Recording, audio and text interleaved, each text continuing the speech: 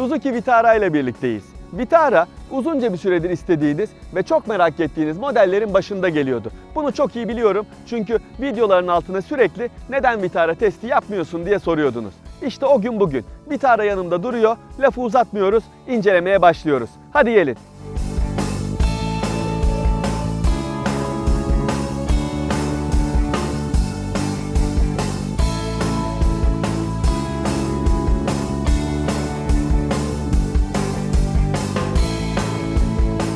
Vitara'yı da anlatmaya her zaman olduğu gibi tasarımından ve boyutlarından başlayalım ama tasarıma geçmeden önce boyutları ile ilgili bazı detaylar vermem gerekiyor. Biliyorsunuz bu araç eskiden Grand Vitara adıyla sunuluyordu ve kompakt bir SUV'ydi. Fakat yeni nesilde bu aracın hem boyu kısalmış, hem tavan yüksekliği biraz daha alçaltılmış, hem de eni daraltıldığı için daha küçük boyutlara sahip ve artık küçük crossover sınıfında yer alıyor. Yani günümüzde tüm modeller büyüme eğilimi gösterirken Vitara bunun tam tersi şekilde küçülme eğilimi göstermiş ve artık küçük crossover sınıfında yer alıyor.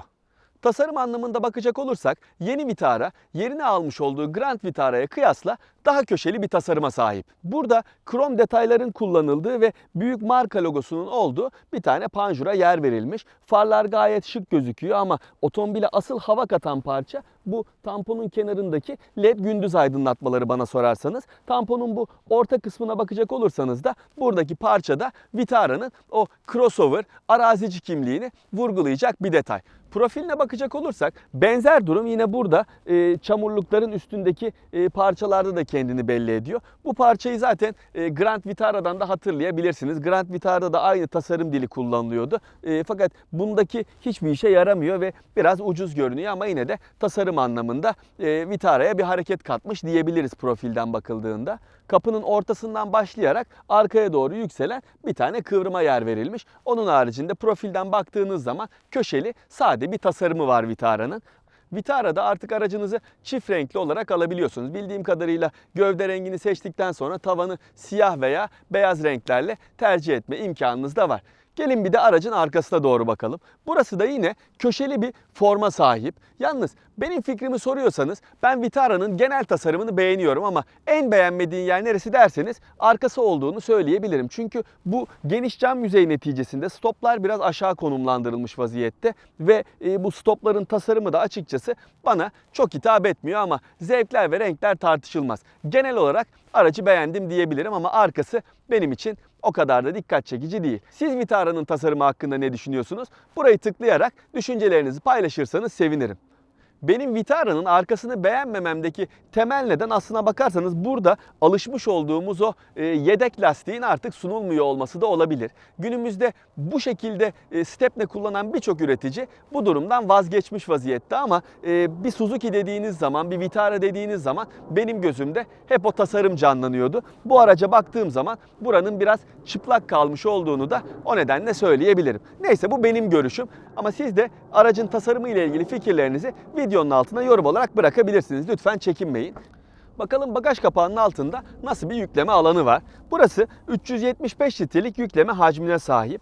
Görünümü hiç fena değil. Bu yan taraflarda tekerleklerin arkasındaki bölümde küçük eşyalarınızı koyabileceğiniz alanlar var ama daha önemlisi buranın iki parçalı oluşu. Yani alt taraflarınıza küçük eşyalarınızı, üst taraflarına da büyük yüklerinizi rahat bir şekilde yerleştirebilirsiniz. Ayrıca arka koltukları 60'a 40 oranında yatırarak bagajı büyütme imkanınız da var.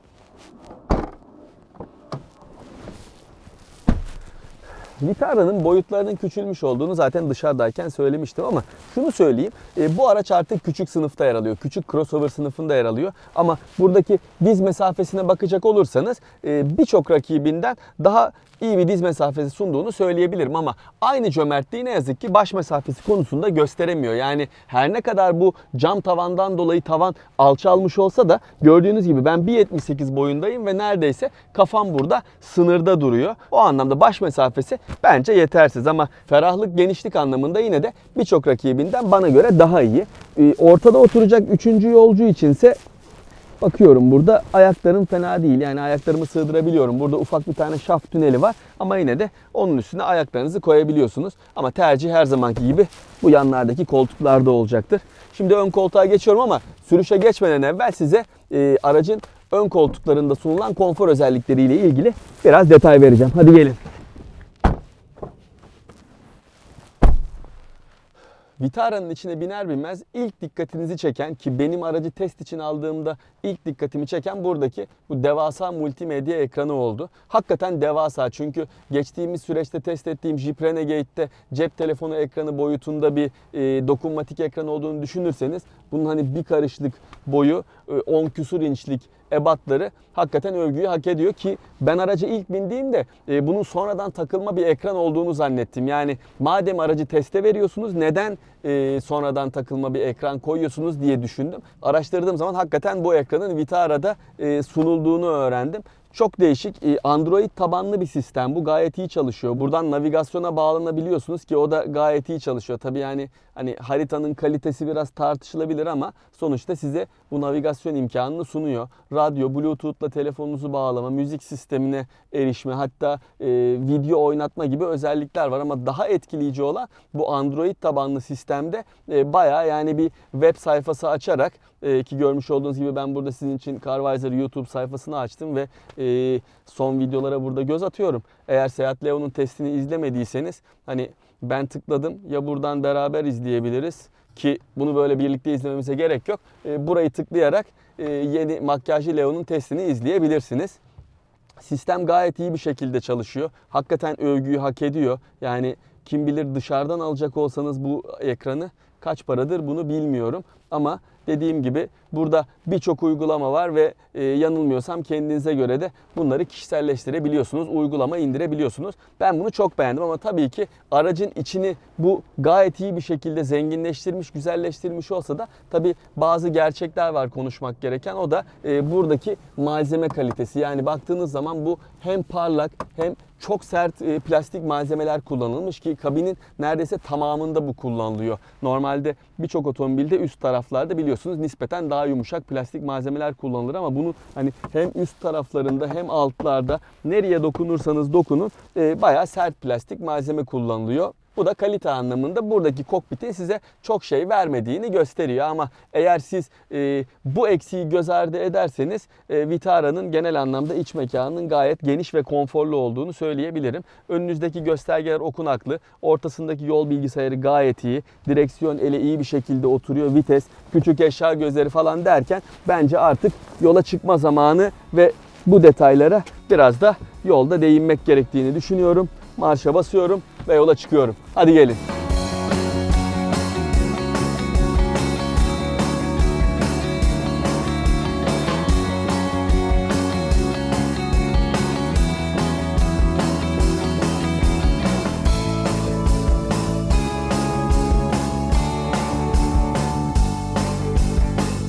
Vitara'nın sürüşüne geçmeden önce size bir şey soracağım. Carvisor'ın sosyal medya hesaplarını takip ediyor musunuz? Mesela Instagram'ı, Facebook'u. Eğer takip etmiyorsanız videonun açıklamalar bölümündeki linklere lütfen tıklayın ve takip etmeye başlayın.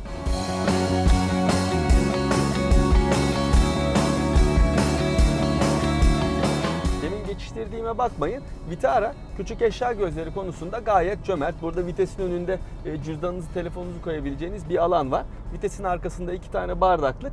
Onun arkasında da yine ufakça bir alan var ama burada asıl eksik olan şey kol dayama aparatının sunulmuyor olması. Yani hem otomobili kullanırken biraz dinlenmek istediğinizde kolunuzu koyamıyorsunuz. Hem de kapaklı bir yer olmadığı için de eğer etrafta bir şey bırakmak istemiyorsanız onu sadece torpido gözüne koyabiliyorsunuz. Sonuç olarak Vitara'nın iç mekanındaki malzeme kalitesi düşük olsa da bence beklentileri sonuna kadar karşılıyor. Gayet iyi, rahat ve konforlu. Fakat bir tane eleştirim var. O da koltuğun şu birleşim noktasına ekstra bir dikiş atmış olduklarından dolayı açıkçası orası benim sırtımı biraz rahatsız ediyor. Bilmiyorum, benim boyumla alakalı olabilir. Belki daha uzun, daha kısa boylular rahatsız olmayabilir. Ama beni açıkçası rahatsız etti. Bunu belirtmeden geçemeyeceğim. Gelelim Vitara'nın motoruna ve sürüş özelliklerine. Vitara şu anda ülkemizde sadece 1.6 litrelik benzinli bir motorla satılıyor. İleriki dönemde 1.4 litrelik turbo beslemeli motorun da geleceği söyleniyordu. Ancak ben bu testi yaparken gelmemişti. Fakat siz bu testi izlerken gelmiş olabilir. O yüzden videonun açıklamalar bölümündeki linke tıklayarak Suzuki'nin web sitesine gidebilirsiniz ve eğer yeni motor seriye eklenmişse onunla ilgili bilgilere de ulaşabilirsiniz. Kullanmış olduğum bu araçtaki 1.6 litrelik benzinli atmosferik motor 120 beygir güç ve 156 Nm tork üretiyor ve ülkemizde sadece 6 kademeli tork konvertörlü otomatik şanzımanla satılıyor. Vitara'yı isterseniz önden çekişli olarak, isterseniz de 4 tekerlekten çekiş sistemiyle alabiliyorsunuz.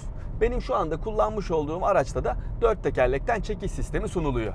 Motor için çok canlı, çok güçlü diyemeyiz. Çünkü günümüzde alıştığımız o turbo beslemeli motorlar gibi bir tork değerine, bir çekişe sahip değil ama tam bir atmosferik motor karakteristiği sergiliyor. Yani üst devirlere çıktığınız zaman motor güçlenmeye ve çekişi artmaya başlıyor. Eğer atmosferik motorlardan hoşlanıyorsanız bu motorun o anlamda beklentilerinize iyi cevaplar verebileceğini söyleyebilirim. Motorla şanzıman gayet uyumlu bir şekilde çalışıyorlar. Mesela şu anda saatte 70 km hızla gidiyorum ve motor 1500 devir seviyesinde geziniyor. Yani alt devirlerde takıldığı için sessiz, sakin bir şekilde ilerleyebiliyorsunuz. Ama ayağınızın altında çok fazla güç yok. Yani mesela şu an gaza bastığım zaman 2500 devre yükseldi araç. Makul bir çekişi var.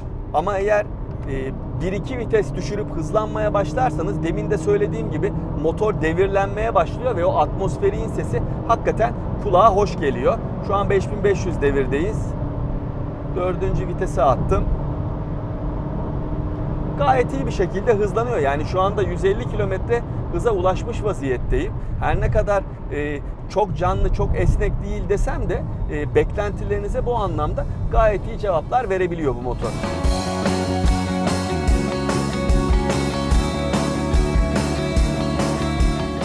Vitara'nın 4 tekerlekten çekişli olduğunu söyledim ama normal şartlarda bu tip kullanımlarda araç önden çekişli olarak ilerliyor.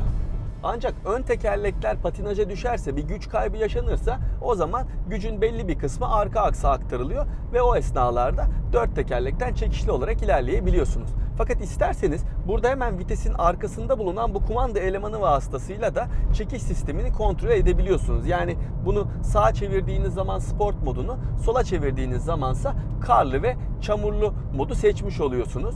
Karlı ve çamurlu modu seçtiğiniz zaman hemen onun yanında bulunan lock düğmesine bastığınız zaman diferansiyeli kilitlemiş oluyorsunuz ve araç bu esnada 4 tekerlekten çekişli olarak ilerliyor. Ben testim süresince Vitara ile çoğunlukla asfalt üstünde vakit geçirdim ama tabii ki merak ettiğiniz için arazi şartlarında da Vitara'yı birazcık denedim. Zaten 4 tekerlekten çekiş konusunda uzman markalardan bir tanesi olan Suzuki, Vitara'da da iyi işler ortaya koymayı başarmış. Vitara'nın da çok zorlu şartlarda olmasa bile arazi üstünde gayet kabiliyetli, gayet yetenekli olduğunu söyleyebilirim. Ayrıca Vitara'da yokuş iniş destek sistemi de sunuluyor.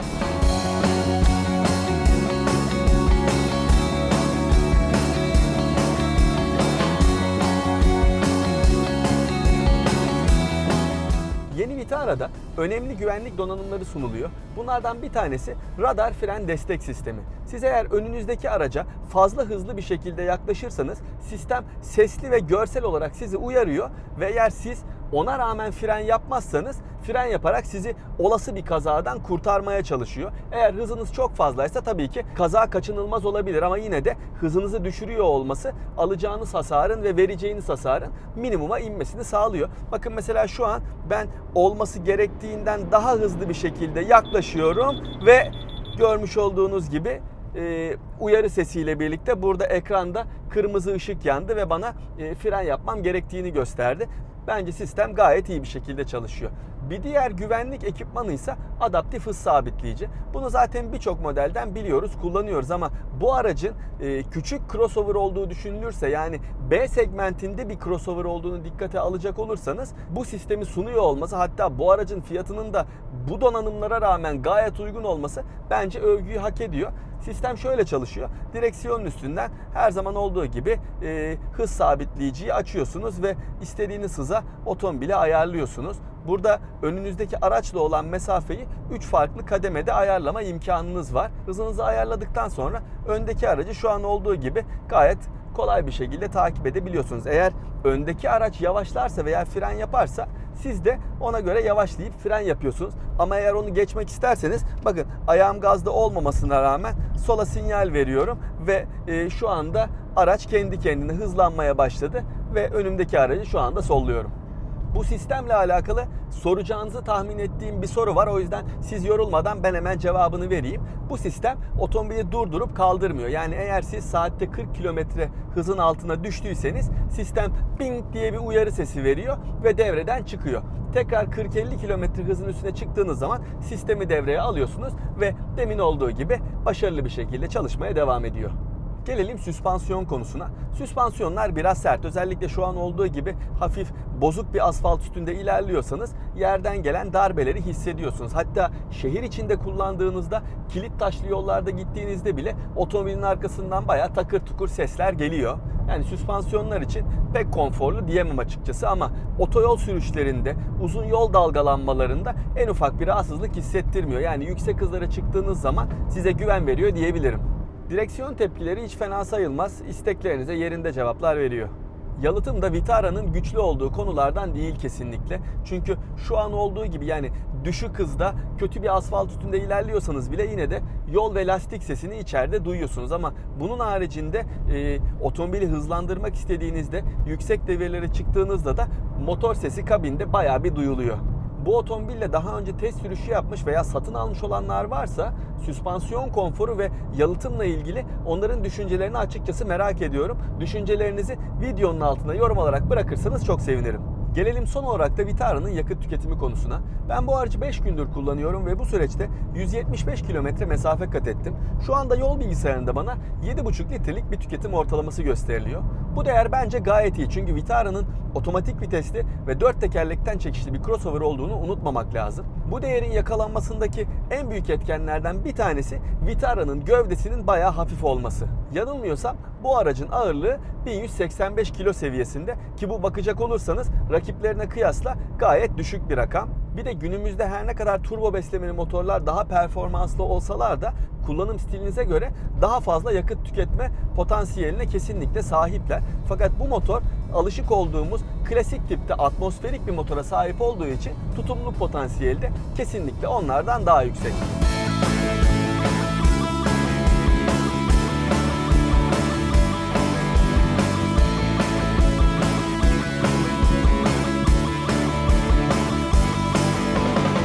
Suzuki Vitara'nın artıları da var, eksileri de ama bana sorarsanız artıları eksilerinden daha fazla. Özellikle de 79.000 ile 99.000 TL arasında değişen fiyat seviyesinde bu kadar çok özelliği sunabiliyor olması bence Vitara'nın gayet iyi ve değerlendirilebilecek bir seçenek olduğunu net bir şekilde ortaya koyuyor. Görüşmek üzere.